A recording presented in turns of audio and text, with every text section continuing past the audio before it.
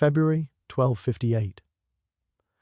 A middle-aged man walks slowly through rooms he once thought would outlast him. Gold gleams on every side. Coins, plates, ingots, bolts of silk stacked like bricks. It's his treasury, his life's work. 50 years of hoarded wealth, tribute and taxes. The guards escorting him aren't his.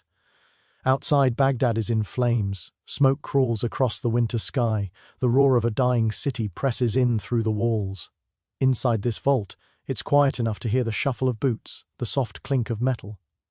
The man is Al-Musta, Abbasid Caliph, commander of the faithful, nominal ruler of an Islamic world that stretches from the edges of India to the shores of the Atlantic. In theory, he's the political and spiritual heir of the Prophet's community. In practice, he is a prisoner in his own capital. The soldiers watching him are looking for one thing: does he finally understand? There's no speech, no shouted accusations, just the question hanging in the air: why is all of this still here? Why is this gold stacked in vaults while the city's walls crumble? Why did this silk buy comfort instead of armor? Why did these coins sit untouched while an enemy perfected the art of destruction? In 3 hours, the last Abbasid Caliph of Baghdad will be dead, but not by sword, not by lance, not by an execution that leaves a heroic wound. His killers follow laws you've probably never heard of. Their etiquette of blood shapes his final moments. What they do to him and his family is more than punishment. It's a design, a diagram etched into memory so that every ruler from Damascus to Delhi understands exactly what happens when you misread the balance of power. They don't need to repeat this lesson often. Once is enough. For half a millennium, Baghdad was not just a capital, it was the gravitational center of a civilization. This is the city where Greek philosophy was translated and debated in Arabic, where Persian techniques in astronomy and medicine were refined, where Indian numerals and mathematical methods were woven into a new intellectual fabric. Knowledge didn't just pass through Baghdad, it pooled there. The Beit el-Hikmah, the House of Wisdom, was more than a library. It was a research institute, a translation bureau, a place where people argued over the nature of reality and then went outside and built things based on their conclusions. Al-Khwarizmi, whose name gives us the word algorithm, developed algebra here. Al-Razi wrote medical treatises in these streets that Latin Europe would still be mining 4 centuries later. Scholars came from Al-Andalus, from North Africa, from Central Asia, simply to sit in on lectures. By medieval standards, Baghdad was enormous, its population likely over 1 million. Water flowed through underground conduits and canals. Markets carried goods from China, Central Asia, East Africa, and the Mediterranean. Its hospitals treated patients regardless of religion or status. Its courts adjudicated disputes that spanned continents. This was not an empire in senile decline like late Rome. Baghdad was still functioning, still producing, still thinking. The machinery of urban life was intact. Above this whole structure sat the Abbasid Caliph. He was not merely another king. His office fused religious symbolism with political leadership. His legitimacy, at least in theory, traced back through generations to the family of the Prophet. When Al-Musta took the throne in 1242, he inherited that aura. But beneath the surface, something else had been handed to him, a state that had been hollowing out for 200 years. On paper, the Abbasid Caliphate still commanded respect. In reality, its core territories had shrunk to Iraq and parts of western Iran. The caliph's armies were dominated by mercenaries of uncertain loyalty. Provincial governors behaved like independent rulers. Vassal emirs paid lip service to Baghdad but raised their own troops and struck their own bargains. The treasury still filled with taxes, gifts, and endowments. But its gold rarely went into fortifications or long-term military reforms. Why should it? Baghdad had survived civil wars, palace coups, and foreign invasions. The city had seen rival caliphs rise and fall. It had watched neighboring empires implode and vanish, while Baghdad's lamps kept burning and its scholars kept writing. So when rumors drifted in from the east, about riders who had erased kingdoms, about cities that had ceased to exist, Baghdad listened, nodded, and carried on. The mistake was thinking this was just one more wave of raids. Those horsemen from the east were not a horde in the loose, shapeless sense of the word. They were a system. In 1227, when Genghis Khan died, he left behind something the world had never seen, not just a swath of conquered land, but a reproducible method of war. A doctrine tested again and again from the frozen forests of the north to the deserts of Central Asia. His descendants inherited both territory and technique. One of them, Hulagu Khan, a grandson of Genghis, was given a specific mission by the Mongol Imperial Assembly in 1253: move west and bring every power from Iran to the Mediterranean into obedience. The objective was not permanent occupation of every province. The objective was submission. The Mongol Empire wasn't built on planting garrisons in every town. It was built on making sure those towns never again thought rebellion was a rational option. Their terms were always the same. First, envoys appeared, sometimes just a handful of riders, with a written message. Acknowledge the sovereignty of the great Khan. Send tribute, wealth, craftsmen, hostages, usually royal sons. Take down your fortifications. Allow Mongol agents to oversee your foreign policy. Accept, and your ruler stays on his throne as a subordinate. Your people keep their homes. Your markets stay open. The empire profits from your taxes and your trade. Refuse and nothing happens immediately. No furious threats, no theatrical countdown to war. Just a return to silence. Days pass, then weeks. The routines of the city resume. Some of your advisors start to say the danger was exaggerated. Others insist the Mongols are busy elsewhere. And then, one morning, the skyline darkens with dust. Cavalry appears in ordered ranks. Not a mass of riders milling around, but neat lines wheeling and redeploying. Behind them roll the heavy wagons and the crews of engineers. The army doesn't charge, it unfolds. Detachments ride out to close every road, every gate, every path to the river. Scouts seal off orchards and gardens where fugitives might slip away. Camps go up in rings around the city. Supply depots are organized. Guard rotations fixed. Soon, the defenders see something that chills them more than the sight of horsemen, construction. Under the direction of Chinese and Persian engineers, the Mongols begin building siege engines. Stone-throwing trebuchets that can hurl projectiles heavy enough to smash masonry. They assemble them in full view of the walls. A second set of envoys arrives with the same offer as before, word for word. This is the last time it will be extended. At this point, most cities submit. Their rulers have seen too many others turned into graveyards. But when a city continues to resist, the process that follows is not a riot, it's a sequence. The bombardment targets specific points. The infantry advances in formation through eaches, methodically securing one quarter after another. The population is sorted. Craftsmen, scholars, and specialists are picked out and spared, then moved into Mongol lands. The rest are driven outside the walls. Mass killing follows, not as a sack gone mad, but as an operation. The city is burned or razed. Its name becomes a warning label in the stories of refugees. By the time Hulagu turned his attention to Iraq, he had repeated this pattern in Khorasan and Persia. Nishapur resisted. Its people were wiped out. Merv resisted. It was systematically emptied. Herat resisted. It was turned into ruins. Entire urban networks disappeared, and with them the memory of alternative futures. Survivors carried a single message westward: refusing the Mongols wasn't courageous. It was suicidal. Now the largest, most storied city between Iran and Egypt stood next in line. Baghdad, September 1257. 3 Mongol envoys arrived at the Abbasid court with a letter. Its content was predictable for anyone who'd been paying attention. You've heard what's happened to the cities of Persia. You know what refusal costs. Present yourself at our camp. Accept Mongol overlordship. Dismantle your defenses. Send your sons as hostages. Pay tribute. Do this and Baghdad will be spared. The letter reached Al-Mustasim's palace on a Thursday. By Friday, the argument had begun. In one camp stood the vizier, Ibn al-Alkami, a cautious, pragmatic man who could count. He laid out the facts. The Khwarezmian Empire had raised colossal armies. It had fortified towns and mountain redoubts. It no longer existed. Cities with defenses thicker and stronger than Baghdad's had been emptied of inhabitants. The Mongols were not a seasonal threat to be waited out. They were a war machine, honed by continuous campaign. We cannot beat them in the field. We cannot outlast them in a siege, he argued. Our only hope is to avoid the test altogether. Submit, pay what they ask, keep the city alive. Opposing him stood the head of Baghdad's armed forces and the faction around him. To them, the Mongols were primarily horse archers of the steppe. brutal in the open but allegedly poor at serious siegecraft. Baghdad had thick walls and a moat. The Tigris defended one side. They were convinced that nomads, so far from their pastures and base of supplies, could not maintain a protracted siege of such a large city. From their viewpoint, surrendering without even trying to fight would be an unforgivable humiliation. A third group framed the issue in theological terms. Baghdad was the seat of the Caliphate, the symbolic heart of Islam. Could God really allow idol-worshipping or shamanist invaders to erase the place where the Prophet's successor ruled and where the Friday sermon invoked his name?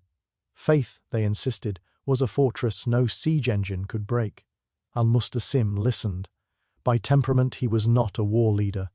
Contemporary accounts describe him as personally pious, fond of comfort, enamored with the trappings of status, relying heavily on courtiers. He had never commanded a grand campaign. He held the letter from Hulagu. He weighed the prestige of the caliphate against the fear in his vizier's voice. Then he chose pride. "We are the house of Abbas," he reputedly said. "We do not bow to threats carried by horsemen." He ordered the envoys dismissed without a written answer. No tribute would be sent. No sons would be given as hostages. What he did next was even more telling than what he said. He did not throw the treasury open to raise emergency forces. He did not overhaul the city's defenses. He did not call for allies beyond vague appeals. He went back to routine. The Mongols did not, by November 1257, advance elements of Hulagu's army appear. East of Baghdad, perhaps 5,000 cavalry. They lacked visible siege equipment. To the caliph's generals this looked like an opportunity. If this was merely a forward detachment, Baghdad could march out, smash it, and show everyone the Mongols could be beaten. That, they thought, might deter a larger invasion. On November 13th, roughly 20,000 men, about 12,000 cavalry and 8,000 infantry, left Baghdad. This was the largest army the caliphate had assembled in years. They carried a few days' worth of supplies. They expected a swift engagement and a triumphant return. 2 days later, northeast of the city, they found the enemy. What they saw seemed to confirm their hopes. A Mongol force smaller than their own, maybe 4,000 riders, drawn up in front of them. The Baghdad cavalry charged. The Mongol front line began to withdraw, orderly, steady, not breaking, just giving ground. Baghdad's horsemen pressed harder. They had the momentum, they thought. The enemy was already wavering. Then the trap closed. From gullies and low hills on both flanks, fresh Mongol units emerged. These were the troops the Baghdad commanders had not seen. Suddenly, the caliph's cavalry was being hit from the sides and rear by mounted archers. The horsemen of Baghdad tried to regain formation. Orders were shouted, lost in noise and confusion. Arrows fell in deadly arcs. Mongol composite bows, powerful and accurate from the saddle, punched through armor from distances many Baghdad riders hadn't trained for. Infantry, watching from behind, saw their own cavalry swallowed in a swirl of dust and steel. They began drifting backward toward Baghdad. The Mongols did not chase the fleeing foot soldiers in a wild pursuit. They tightened the ring around the trapped cavalry and destroyed it deliberately. By nightfall, the caliph's field army barely existed. Of the 20,000 who'd marched out, only a few thousand stragglers made it back. Much of the professional cavalry, especially the mercenary corps on which the caliphate relied, was gone. Baghdad no longer had a viable army outside its walls. When that reality reached the palace, fear broke through denial. Whatever was coming was not a border skirmish, it was the full machinery of Mongol siege warfare. January 1258, Hulagu's main force arrived and spread around Baghdad like a tightening noose. Estimates vary, but many historians put his army at well over 100,000 men, including large contingents of siege specialists and allied levies. They didn't just surround the city, they built an ecosystem around it. Fortified camps went up facing each gate. Archers watched every stretch of wall. Lines of communication ran back to supply bases in Persia. Boats and makeshift bridges secured control of the Tigris crossings. Scouts intercepted anyone attempting to flee.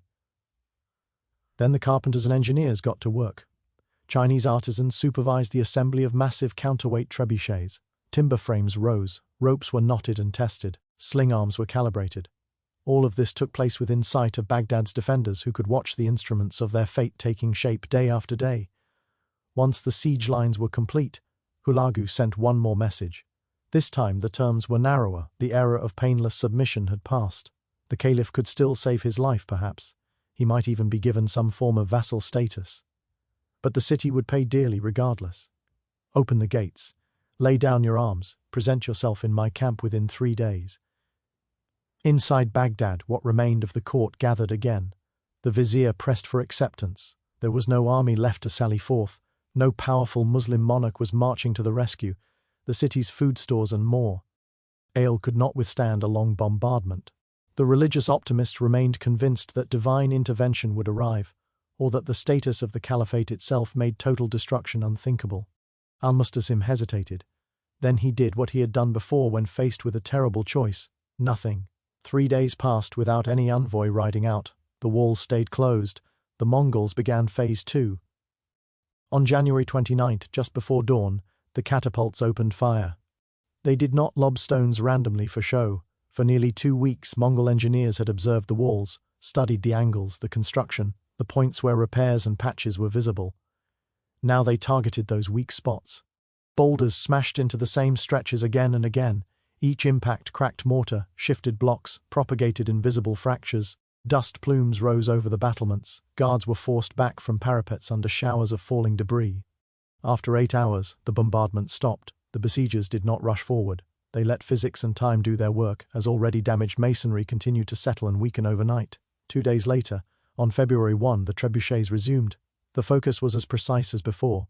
Chunks of the wall visibly buckled, cracks spread. In some sectors, defenders found themselves staring at vertical seams widening before their eyes. On February 5, a large section of the eastern wall gave way, a gap reportedly some 30 meters wide. The Mongols advanced toward the breach not like a mob, but like infantry on exercise. Units moved forward in an organized line, securing the rubble, forming defensive arcs of their own, then pushing street by street. Baghdad's remaining soldiers and volunteers fought, but they were fractured, exhausted, and unfamiliar with this kind of disciplined assault. By night, much of the eastern quarter lay in Mongol hand. Resistance continued for several more days, but the outcome was no longer in doubt. On February 10th, Al-Musta finally did what Hulagu had asked him to do months before. He sent word that he would surrender in person and order his garrison to lay down arms if the city was spared. Hulagu replied quickly, "Come to my camp unarmed on the appointed day." February 13th, 1258, the gates of Baghdad swung open. The caliph did not go alone. Around 3,000 members of his court walked with him, his sons, high officials, military commanders, judges, scholars. Many of them believed they would negotiate terms and be reinstalled as Mongol-approved administrators. Mongol soldiers lined the path, watching in near silence. No taunts, no celebratory jeering, just a hard, unreadable attention. In Hulagu's tent, the formalities were short. The Khan's first question went straight to the point. "Where is your wealth?" Al-Musta tried a formula about paying tribute. Hulagu insisted on specifics. The caliph gave directions to the main treasury. Scouts went. They found it as described: rooms full of coin, bullion, precious textiles, jewelry, the condensed labor of generations. Hulagu had the caliph brought there. So the ruler of Baghdad walked once more through chambers he had assumed he would bequeath to his sons. But now he did so as a captive, flanked by foreign soldiers, while outside, ash from burning neighborhoods drifted on the wind. Chests were opened, ledgers inspected. The sheer volume of untouched wealth was obvious. The chronicler Rashid al-Din, writing later under Mongol patronage in Persia, preserves an anecdote in which Hulagu mocks the caliph. "If this gold could not save your city when it was stacked safely in your vaults, of what use is it now?" One version even claims Hulagu ordered the caliph to eat pieces of his treasure, a symbolic gesture of bitter irony, whether or not it occurred literally. However embellished the details, the underlying message was clear. This hoard represented choices not made, walls not strengthened, men not paid, alliances not secured. Now it became part of the plunder. The Mongols were shamanists with a complex web of taboos. One of the strictest was about royal blood. It was not to be spilled on the ground. Killing nobles and rulers had to be done in ways that did not let their blood soak into the earth, lest it anger the spirits and unbalance the cosmos. So for Al-Musta, they chose a method consistent with their beliefs and terrifying in its coldness. He was bound, some say sewn, inside a thick carpet or rug. completely enclosed, arms pinned, legs immobilized. Then he was laid down. Horses were led over the bundle, not in a wild gallop, but in controlled passes. Hooves rose and fell, crushing ribs, organs, and bones. There was no outward gore, no executioner's blade. When the trampling ceased, the last Abbasid Caliph of Baghdad was dead, his blood contained. The choice of method wasn't just about spiritual hygiene, it was about creating an image that would travel. The mightiest Muslim ruler on earth suffocated and smashed under the weight of war horses, his body wrapped like a discarded carpet. His sons did not escape. Contemporary sources agree they were executed quickly, though the manner varies in the telling. Some accounts suggest they met a fate similar to their fathers, others that they were killed more straightforwardly. What is consistent is that none survived. With them, any realistic hope of reviving Abbasid authority in Baghdad vanished. A dynasty that had claimed nearly 5 centuries of continuous succession in the city was cut off in an afternoon. The caliph's daughters and female relatives vanish more quietly from the record. Some later histories say they were distributed among Mongol commanders or taken east. The chronicles are deliberately vague, the implication is grim. As for the other men who had walked out with Al-Musta, they were sorted. Engineers, physicians, scribes, artisans with rare skills. They were identified and pulled aside for redeployment into the Mongol administration and army. The rest, from minor officials to scholars with no immediately useful expertise, were marched out and killed. The caliphate, at least as Baghdad had known it, ended not with a contested succession, but with a mass execution. What followed inside the city lasted about 2 weeks, and it burned itself into the memory of the region. Hulagu effectively turned Baghdad over to his troops under controlled conditions. The army divided the city into sectors. Each contingent knew which streets and neighborhoods it was responsible for. This was not free-for-all looting, it was organized harvesting and extermination. First, valuables. Gold and silver were collected, weighed and recorded. Silks, carpets, spices, fine ceramics, anything that could travel and be sold was hauled out.